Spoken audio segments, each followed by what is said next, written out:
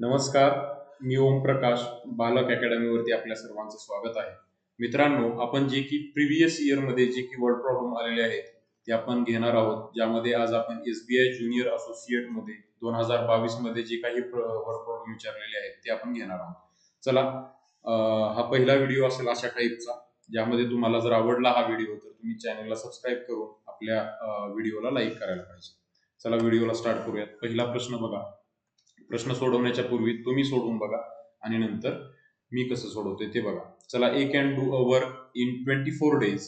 ए जो आहे तो 24 दिवसात काम करतो. टाइम अँड वर्कचा प्रश्न आहे, जो की प्रत्येक एक्झाम मध्ये 100% येणारा हा प्रश्न आहे. ए कॅन डू 24 दिवसामध्ये. B can do the same work in 18 days. B जो आहे तो 18 दिवसामध्ये तो काम करतो. If A starts work alone and after 4 days B join him. आता ए जो आहे तो स्वतः काम सुरू केलेला आहे, पण काही दिवसानंतर, म्हणजे किती दिवसानंतर, 4 दिवसानंतर बीने त्याला जॉईन केले. Then find in how many days total work will be completed. Total work जे आहे ते किती दिवसामध्ये कम्प्लीट होणार ते आपल्याला विचारलं. आपण काय करतो, हे डेज आहेत, बरोबर आहे. इथं एफिशियन्सी असते आणि इथं टोटल वर्क असतं. Total work. आता बघा, एफिशियन्सी आपल्याला कशी काढायची आहे, तर या दोघांचा LCM किती येतो, म्हणजेच ते असतं आपलं टोटल वर्क. 72 हे या दोघांचा LCM येतो, 18चा आणि 24चा. 24 त्रिकूण 72, 18 चोक 72, म्हणजेच ए ची इफिशियन्सी आली 3, बी ची इफिशियन्सी आली 4. म्हणजे याचा अर्थ काय झाला, जर 72 तुम्हाला ट्रीज लावायचे असतील, कोणतंही काम असेल ते, आपण समजूयात की झाडं लावायचे 72 तुम्हाला, ज्यामध्ये 72 जर झाडं लावत असतील तर एका दिवसामध्ये 3 झाडं ए लावतो आणि एका दिवसामध्ये 4 झाडं बी लावतो. ह्याचा अर्थ तो झाला. चला बघा, पुढे बघा काय म्हटलेलं आहे आपल्याला. ए न काम सुरू केलेलं आहे, अगोदर 4 दिवस एकट्यानं काम केलं. मग ए ची इफिशियन्सी जर 3 असेल, म्हणजे 3 झाडं लावत असेल ए, आणि तो 4 दिवस एकटा लावलेला आहे ए, म्हणजे याचा अर्थ काय, त्यानं 12 झाडं लावलेली आहेत. 12 झाडं लावलेले आहेत. उरले किती, 60 झाडं लावायची उरलेले.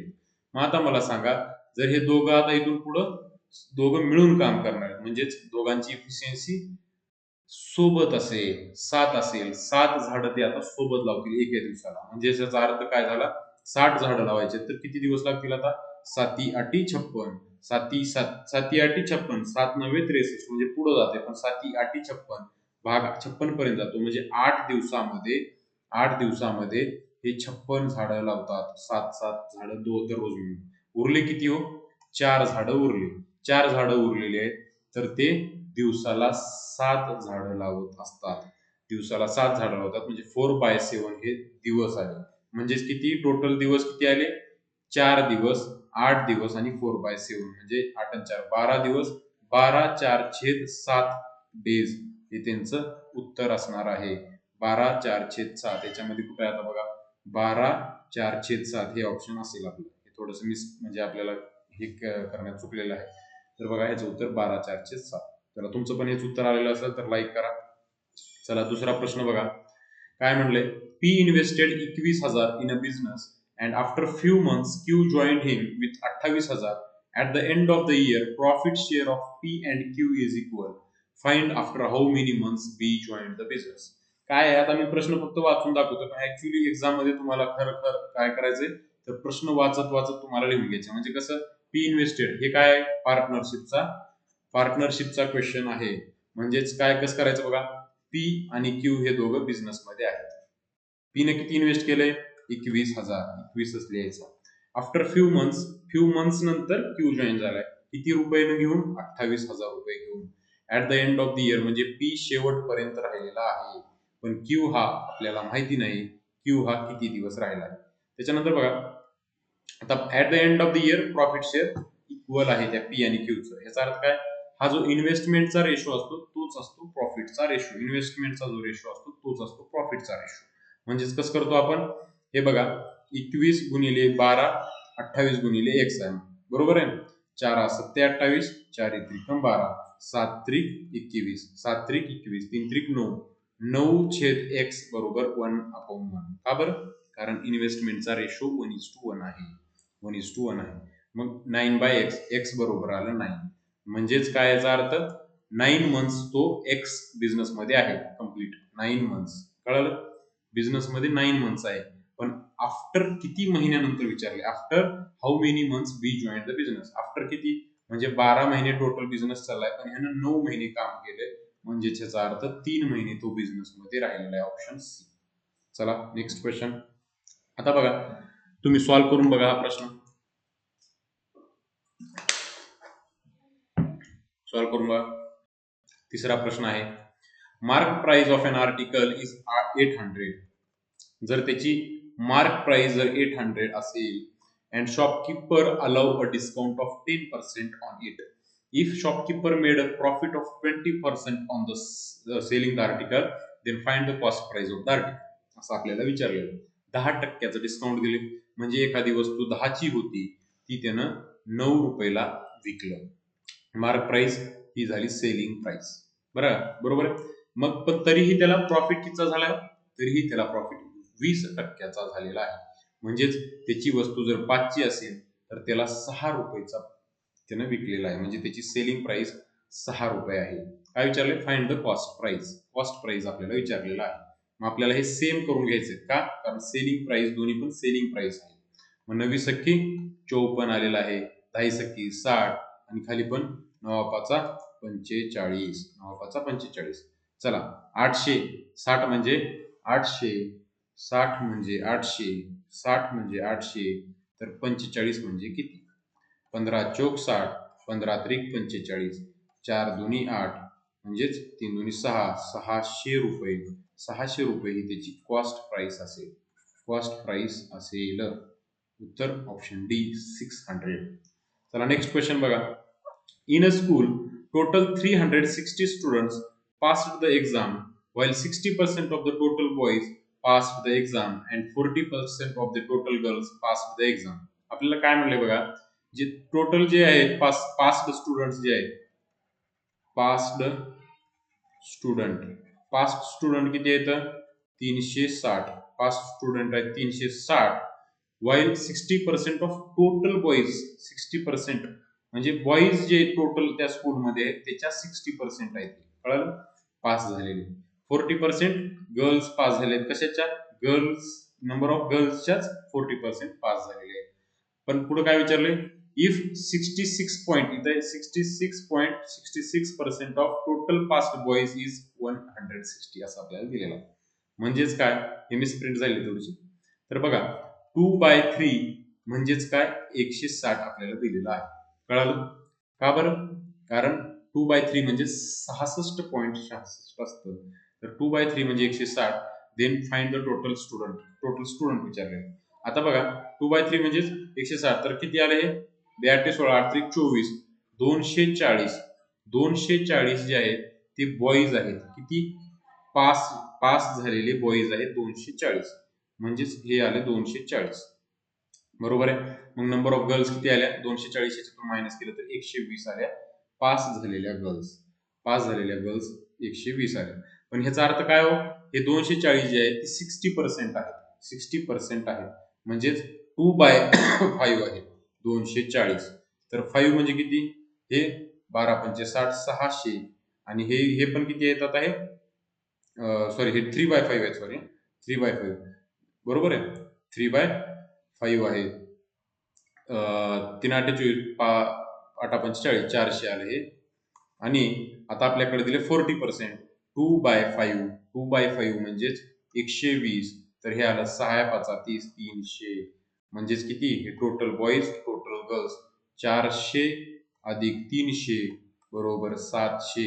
हे आपलं उत्तर असणार आहे 700 चला next question sum of squares of 3 consecutive numbers is 1085 find the largest number 1085 जे आहे ते सम ऑफ स्क्वेअर्स आहे कशाच्या कॉन्सिक्युटिव्ह नंबरच्या आपण कॉन्सिक्युटिव्ह नंबर घेऊयात मधला नंबर ए हे पुढचा नंबर a+1 आणि त्याच्या पाठीमागचा नंबर a-1 यांचा स्क्वेअर करायचे आपल्याला यांचा स्क्वेअर प्लस यांचा स्क्वेअर कळालं a square minus 2a into 1 plus 1 चा square plus a square plus 2a into 1 plus 1 चा स्क्वेअर इज इक्वल टू 1085 बरोबर आहे हे 2a कटलं, हे 2a कटलं का इथं -2a आणि इथं +2a. हे 1 2 3 3a स्क्वेअर प्लस 2 कारण 1 + 1 इज इक्वल टू 1085. हे दोन गेले 1083 राहिले. मग a स्क्वेअर बरोबर 1083 भागिले 3 3 त्रिक 9 उरले किती 1 3 संग 18 3 1 3. आता a स्क्वेअर बरोबर 361 आलेला आहे. तर a बरोबर किती येईल? तर a बरोबर येईल 19. 19 म्हणजे ही मधली संख्या आहे. 19 म्हणजेच ही मधली संख्या आहे. a बरोबर 19. त्याच्या पुढची किती येईल 20 आणि त्याच्या पाठीमागची येईल 18. पण आपल्याला विचारले काय लार्जेस्ट नंबर येईल 20. लार्जेस्ट नंबर येईल 20. चला नेक्स्ट क्वेश्चन ऑप्शन बी उत्तर होतं त्याचं. 3 students Riya, Ram and Pooja got 74 marks.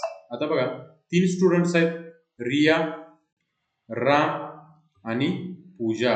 Riya, Ram आणि पूजा यांना मार्क पडले 74.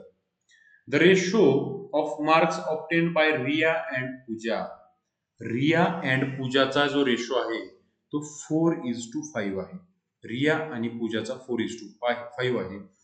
पण पूजा आणि रामचा जो रेशो आहे तो 3:2 आहे. आता पूजा कुठं आहे तर 3, मग राम किती आला 2. रिया पूजा, पूजा राम हे रेशो आपल्याकडे आहे. याच्यामध्ये कॉमन काय आहे? कॉमन आहे पूजा. म्हणजेच इथं 5 न मल्टिप्लाय करा आणि इथं वरी 3 न मल्टिप्लाय करा. 5 त्रिक 15 आलं वरी. इथं 5 दोन्ही 10 3 चोक 12.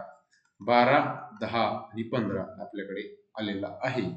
आता बघा काय विचारले? Find the total marks scored by Ram. Ram कुठे? रामला 10 आहे. कशात? रेशो मध्ये 10 आहे. मग रामचं काढायला लावलेले आहेत आपल्याला. टोटल किती दिलेले आहेत आपल्याला? 74. टोटल 74 दिलेले. मग आपल्याला रेशो मध्ये टोटल किती आहे? रेशो मध्ये टोटल काढा. हे किती झाले? हे झाले 37. 37 म्हणजे 74. तर 10 म्हणजे किती? 37 दोन्ही 74. 10 दोन्ही 20 म्हणजे उत्तर आहे 20. उत्तर आहे 20. रामला marks scored 20. The speed of a boat in a still water is 12 km/h. 12 km/h ही बोटची स्पीड आहे. बोटची स्पीड 12. आता वॉटरची स्पीड आपल्याला किती दिले ते बघायचं. If time taken by the boat to cover 20 km in downstream. आता डाऊनस्ट्रीम मध्ये स्पीड काय असते? Boat plus water. Boat plus water ही स्पीड असते डाऊनस्ट्रीम मध्ये. पण त्याला किती किलोमीटर कव्हर करायचे? 20 kilometre. 20 kilometre 20 kilometre is equal to the time taken by the boat to cover 10 kilometre upstream. अपस्ट्रीमची स्पीड काय असते? b minus W. काय? बोटची स्पीड मधून वॉटरची स्पीड मायनस होती वरी जाताना. ते आपल्याला डिस्टन्स कव्हर करायचे 10. Then find the speed of stream. Speed of stream. पण आपल्याला काय दिलेलं आहे? इक्वल टाइम दिलेला आहे वरी जायला आणि खाली यायला. डिस्टन्स वेगळा आहे. टाइम इक्वल आहे, डिस्टन्स वेगळा आहे. मग आपल्याला माहिती आहे की स्पीडचा जो रेशो आहे तोच असतो डिस्टन्सचा रेशो. तोच असतो डिस्टन्सचा रेशो. बरोबर आहे. म्हणजेच उत्तर आपलं काय फॉर्म्युला काय? Speed is equal to distance upon time. Distance upon time हे तर सेमच आहे. मग हे आणि हे यांचा रेशो इक्वल असतो कारण हे डायरेक्टली प्रोपोर्शनल आहेत. मग आपल्याला काय दिलंय? स्पीड 1 काय आहे? b plus W. का? कारण तो डाऊनस्ट्रीम येतो.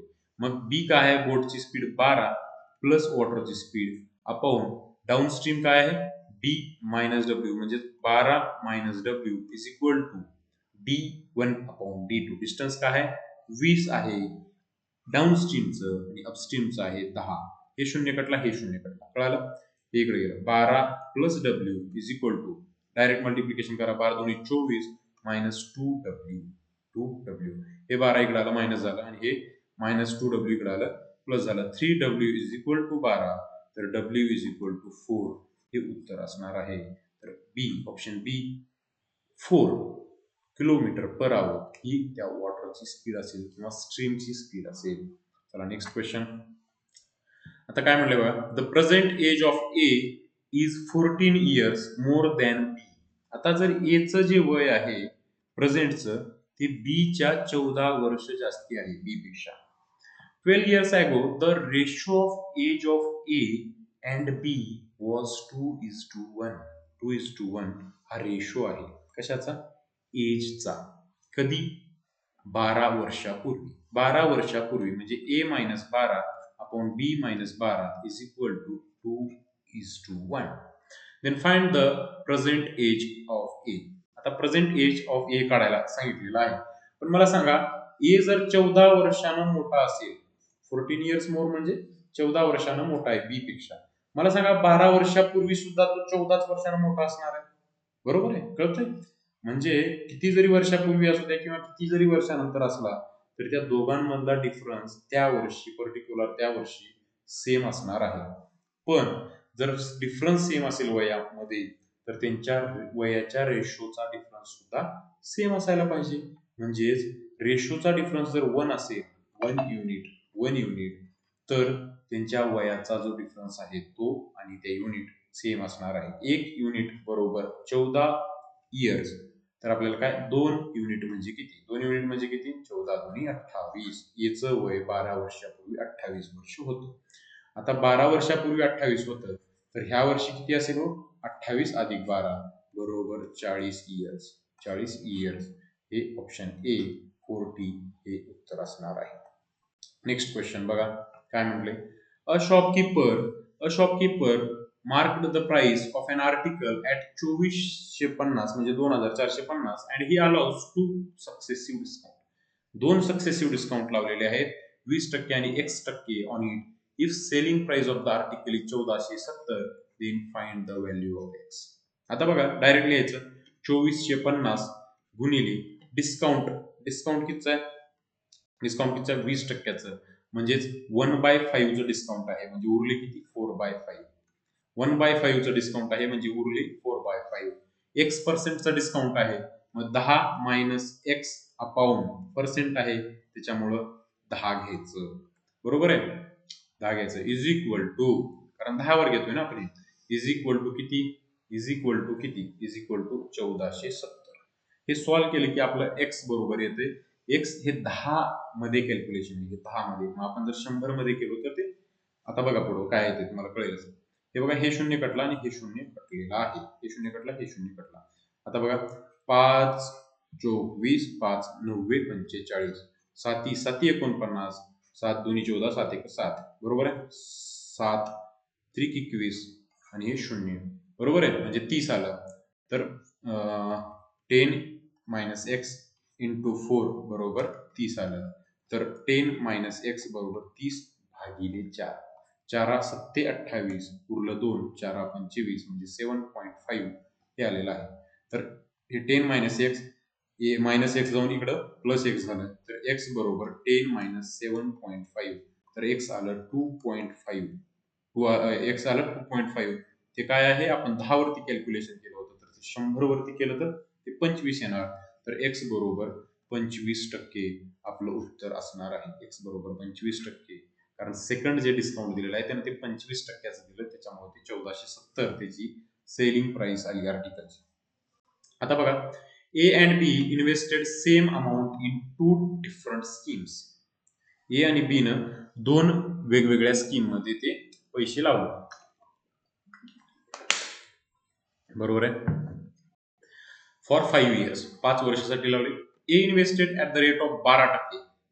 आता सिंपल इंटरेस्ट म्हणले म्हणून 12 गुणिले 5 वर्षासाठी 12 म्हणजे 60% त्याला भेटणार आहे. And B invested at the rate of H आहे 18%. बी न 18% गुणिले 5 म्हणजे 18 पंचे 90% त्याला भेटणार आहे. If difference between the interest received by A and B is 1440. Difference आहे त्यांच्या इंटरेस्टचा 5 वर्षानंतर 1440चा. Then find the total amount invested by A and B together. A आणि बी न किती अमाऊंट इन्व्हेस्ट केलेली होती हे विचारलं. आता मला सांगा हे जर डिफरन्स असेल त्यांच्या कशाचा? त्यांच्या इंटरेस्ट रिसिव्डचा तर त्यांचं इंटरेस्ट रिसिव्ड पर्सेंटेज मध्ये जे आहे ते 60% आणि 90% आहे तर त्यांचा डिफरन्स असेल 30%चा. 30 म्हणजे 1440. तर आपल्याला विचारलं काय? ए आणि बी न टोटल टुगेदर किती इन्व्हेस्ट केलेलं आहे. बरोबर आहे? म्हणजे जर आपण 100 घेतलो तर एकाच येईल. आपण 200 घेऊया. आपण 200 घेऊया. 30 म्हणजे 1440 तर 200 म्हणजे किती? हा शून्य कटला, हा शून्य कटला. 3 चोक 12, 3 8 24, 48 आलं बरोबर. बरोबर 48 दुनी 96, 9600. 9600 ऑप्शन डी हे उत्तर असणार आहे. दोघांनी मिळून 9600 इन्व्हेस्ट केलेलं आहे. एकानं जर विचारलं तर 4800 इन्व्हेस्ट केलेलं असणार आहे. चला नेक्स्ट क्वेश्चन बघा. द ॲव्हरेज ऑफ, खूप सोपा प्रश्न आहे पण कन्फ्युजिंग आहे, जे की बऱ्यापैकी लोकांना कन्फ्युज करतो, पण आपण सोप्या पद्धतीने बघूया. द कन्सेप्ट महत्वाची आहे, यामध्ये कन्सेप्ट खूप महत्वाची आहे. आपलं शांत चित्तानं डोकं चालवायचं की ह्याला काय म्हणायचं. क्वेश्चन सॉल्व्ह करत असताना क्वेश्चन समजून घ्यायचा की त्या क्वेश्चनला म्हणायचं काय, त्याला विचारायचं काय, की आपल्याकडून काय घ्यायचं हे समजून घेतलं पाहिजे. The average of 25 number is 90. आता बघा 25 नंबरचा जर ॲव्हरेज असेल किती 90, हे नंबर आहेत, हे ॲव्हरेज आहे बरोबर. Wien one number added in this 25 numbers, म्हणजे आता एक नंबर ऍड केला म्हणजे 26 नंबर झाले. Then the average increased by 5, म्हणजे आता झालं ते 95 प्लस 5 झालं बरोबर आहे. 95चा ॲव्हरेज झालेला आहे. आणि the new number, Naveen number विचारलेला आहे. हा हमखास विचारला जाणारा प्रश्न आहे बरं का. प्रत्येक एक्झाम मध्ये विचारला जाणारा प्रश्न आहे, पण तुम्हाला त्याची कन्सेप्ट क्लिअर होणं महत्वाचं आहे. घाबरता कामा नये आपण. आता मला सांगा 90 ॲव्हरेज होतं पहिलं, आता 95 केले बरं का. 95 ॲव्हरेज केलेलं आहे त्या नवीन आलेल्या माणसानं. म्हणजे त्यानं जर मित्रांनो 90 रुपये आणलं असतं, 26वा जो माणूस आहे येणारा, 25 नंतरचा जो 26वा माणूस आहे, त्यानं जर 90 रुपये जर आणलं असतं तर ॲव्हरेज काय झालं असतं, 90 रुपयेच राहिलं असतं. 90 रुपयेच राहिलं असतं बरोबर आहे. तर त्यानं जास्ती रुपये आणलेले आहेत. त्यानं किती रुपये जास्ती आणले, तो 5 रुपये. 5 रुपये किती लोकांसाठी जास्ती आणलेले आहेत, किती लोकांसाठी जास्ती आणलेले आहेत सांगा मला. किती लोकांसाठी आणलेले आहेत, तर ते 5 रुपये जे आहेत. ह्यानं 90 तर आणलेलं आहे, 90 तर आणलेलं आहे, सगळ्या सोबत मिळून ह्यानं 90 आणलेलं आहे, कमीत कमी ह्यानं 90 आणलेले आहे. पण 90च्या वर 5 रुपये आणलेले आहे 26 लोकांसाठी. म्हणजेच 26 गुणिले 5 बरोबर आहे. 26 गुणिले 5 म्हणजे 130. 130 जे आहेत, 130 ह्यानं ते 130 रुपये असू द्या, 130 रन असू द्या, ती 130 ह्यानं जास्तीचे आणलेले आहेत. किती लोकांमध्ये, त्या टोटल 26 लोकांमध्ये ह्यानं 90 रुपये तर आणलेले प्लस 130 हे एक्स्ट्राचे आणलेले आहेत. म्हणजेच किती 220. 220 हा त्यानं आणलेला नंबर आहे, म्हणजे जो नवीन ऍड झालेला नंबर आहे तो 220 असणार आहे. 220 असणार आहे.